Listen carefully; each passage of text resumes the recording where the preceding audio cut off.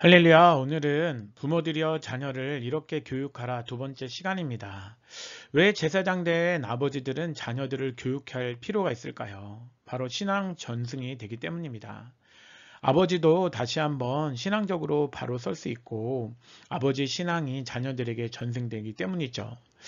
이스라엘과 하마스의 전쟁 중에 있습니다. 우리가 할 수 있는 것들이 뭐가 있을까요? 그 땅에 평화가 다시 찾아오도록 기도를 하고 또한 물품들을 보내는 것도 있겠죠. 그러나 우리에게 더 필요한 것들이 있다고 생각합니다. 그것은 바로 자녀들을 신앙적으로 교육하는 것입니다. 그래서 오늘은 부모들이여 자녀를 이렇게 교육하라 두 번째 시간을 여러분들과 함께 가지려고 합니다.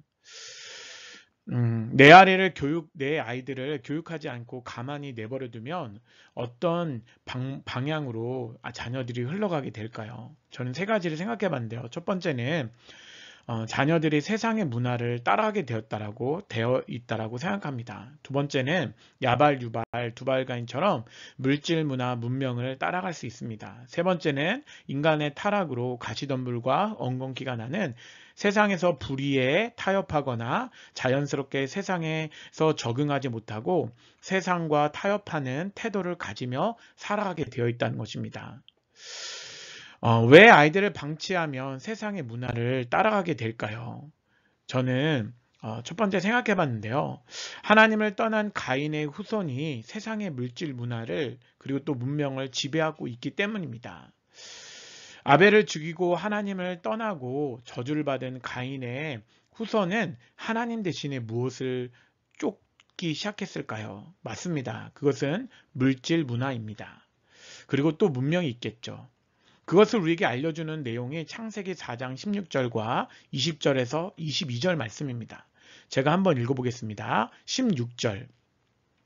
가인이 여호와 앞을 떠나서 에덴 동쪽 땅에 거주하였더니 아다는 야발을 낳았으니 이는 장막에 거주하며 가축을 치는 자의 조상이 되었고 그의 아우의 이름은 유발이니 그는 수금과 통솔을 잡는 모든 자의 조상이 되었으며 신라는 두발가인을 낳았으니 그는 구려와 쇠로 여러 가지 기구를 만드는 자로 두발가인의 누이는 남하였더라 라고 얘기를 하고 있습니다.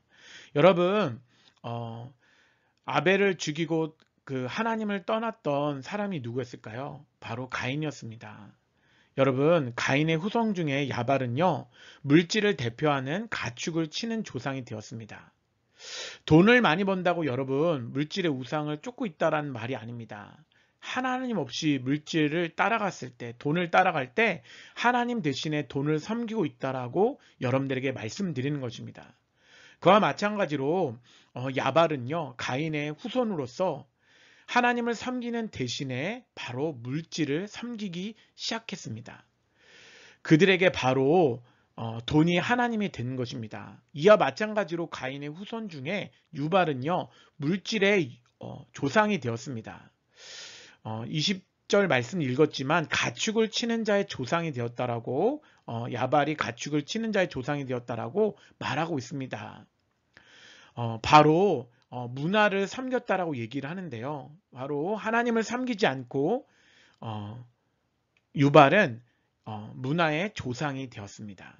그리고 또 다른 가인의 후손은 두발가인이 있습니다. 그는 구려와 새로 여러 가지 기구를 만드는 문명의 조상이 되었습니다. 이것들이 다 하나님을 떠나고 하나님을 대신하여 섬기게 된 것인데요.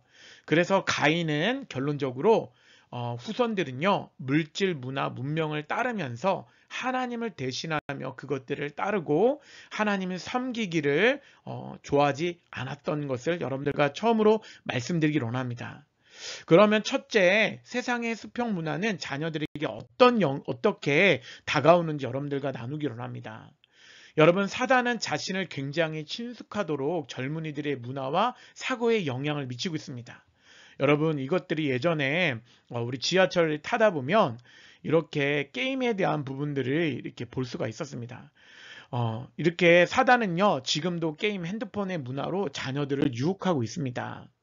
또한 게임을 통해 현실 세계와 게임의 문화를 구분하지 못하도록 만듭니다.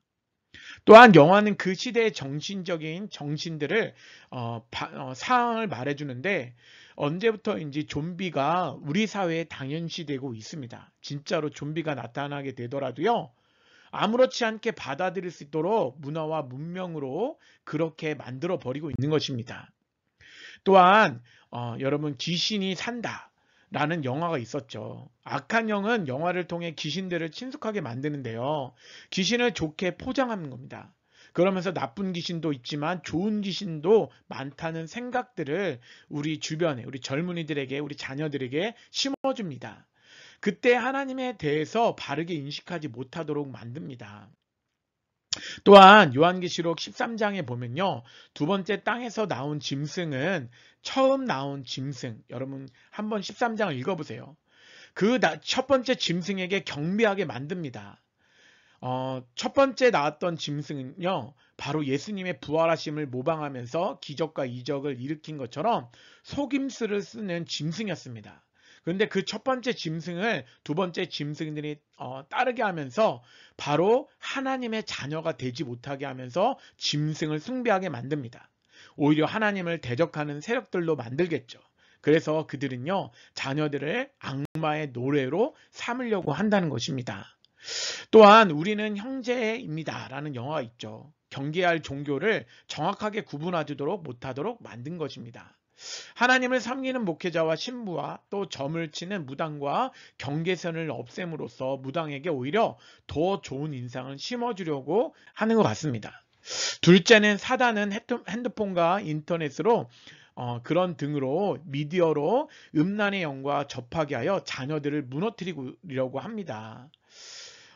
여러분들 많이 본 건데요. 우리 뉴스에서 나왔던 장면입니다.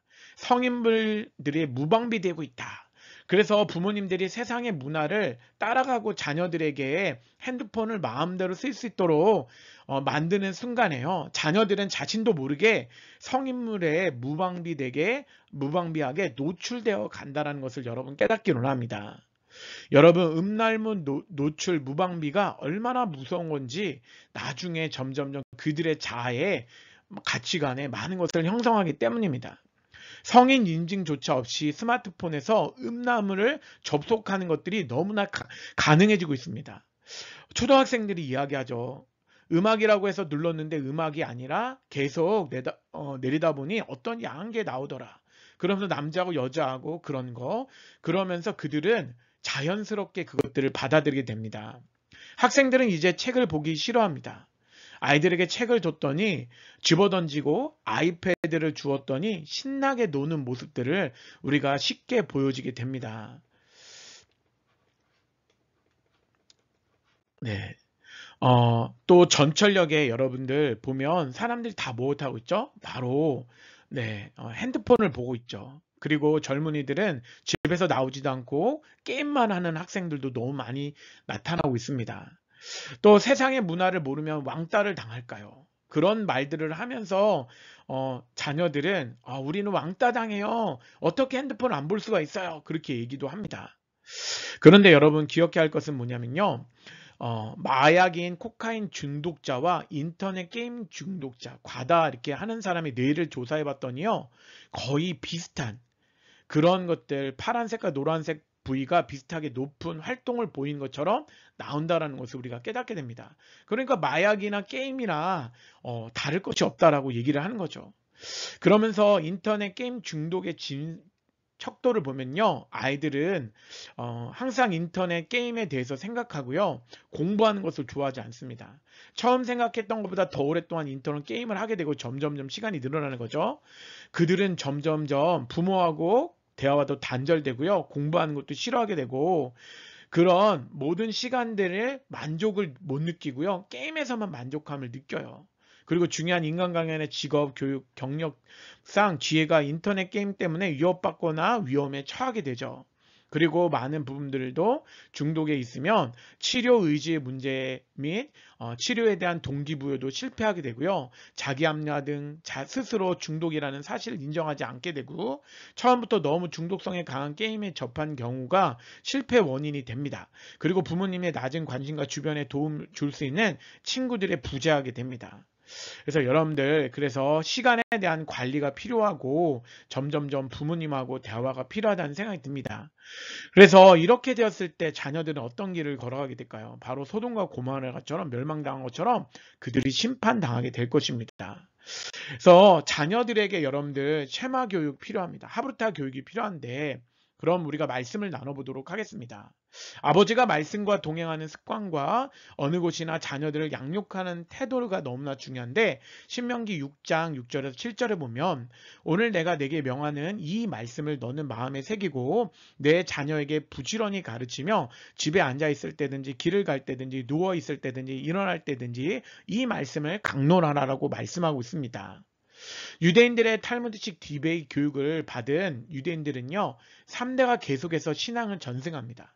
그리고 성경과 탈무드를 가지고 토론함으로 하나님을 경외하고 예배하는 모습을 당연히 가집니다. 그리고 질문 토론을 통하여서 자신의 생각을 정립해 나가는 과정을 가집니다. 성경으로 무정된 아버지가 자녀들이 다른 나쁜 길로 흘러가지 않도록 신앙적으로 전수해 줄 뿐만 아니라 다른 길로 빠질 때 체벌과 죄에 대한 대가를 치르게 하면서 아버지의 신앙과 사상이 전승되도록 만들어 갑니다. 유대인들이 한국에 비교했을 때요, IQ가 95대 106입니다. 106인데 우리나라가 훨씬 IQ가 높다고 하죠. 그런데 노벨상 수상하는 사람들이 유대인들이 훨씬 많은 이유는요. 그들이 하나님의 말씀을 가지고 토론하고 또 그것을 부모의 신앙을 전수를 받으면서 그들이 많은 생각들을 하기 때문에 했고 많은 연구들을 하기 때문입니다. 우리 크리스찬은요, 탈무드로 질문과 토론하진 않습니다. 그러나 자녀들이 혼자서 말씀을 깨닫기는 힘든다라는 것을 우리가 이해합니다. 그래서 아버지가 먼저 신구약 성경의 말씀을 묵상하고 자녀들에게 가르쳐야 합니다. 이것이 세마이고요. 또한 자녀들이 성경을 읽다가 모르는 것이 있을 때 나누는 것이 하브르타입니다. 아버지는 자녀들이 받은 은혜의 말씀을 나눌 때 자녀들이 자연스럽게 이해 안 되는 부분들을요, 부모들과 나눌 수가 있습니다. 형과 언니의 변화는요, 동생들의 삶에도 변화를 가져오는데, 그리고 그 나눈 말씀을 삶으로 살아가고 싶다면요, 고백과 함께 하나님과 함께 기도하는 과정을 가져야 합니다. 먼저는 부모님들이 자녀들과 함께 기도하는 과정이 필요하겠죠. 그리고 난 다음에 그런 순간의 삶 속에서 일어나는 감사의 순간들을 하나님 앞에 나아가 영광 돌리는 자녀들이 될 수가 있습니다. 축구 선수뿐만 아니라 모든 영역 속에서 하나님께 영광 돌리는 성도들은 자라나면서 신앙 교육이 잘 되어 있기 때문에 이렇게 골을 넣어도요, 하나님의 말씀을 받고 지도받은 사람들의 미래는요, 이렇게 하나님을 예배하며 찬양하는 모습으로 설 수 있다는 것을 우리가 나누기 원합니다. 여러분, 결론적인 말씀을 나누기 원합니다. 자녀들을 어떻게 키워야 합니까? 첫 번째는 아버지가 먼저 말씀을 마음에 새겨야 합니다. 아버지가 먼저 은혜를 받고 그것을 자녀들에게 나눠야 되겠죠. 두 번째는 아버지가 집에 앉아 있을 때든지 길을 갈 때든지 누워 있을 때든지 일어날 때든지 이 말씀을 가르쳐야 합니다. 자녀들의 관심을 가지는 분야를 인터넷과 여러 가지 방식으로 연구해 보면서 아이스 브레이크와 역사와 정치 그리고 경제 이야기 등 아버지들이 많이 알고 있는 현대 이슈들을요, 동료들과 대하듯이 우리 자녀들하고도 나눠봤으면 좋겠습니다. 하나님 말씀도 나누지만 또한 다른 문제들도 자녀들과 함께 하브르타 디베이트 하면서 나누면서요, 자녀들과 좋은 관계를 여러분 잘 맺었으면 좋겠습니다. 오늘 도움이 많이 되었으면 좋겠네요. 네, 다음에 세 번째, 우리 부모요, 자녀를 이렇게 교육하라, 우리 찾아뵙도록 하겠습니다. 그러면 안녕히 계세요.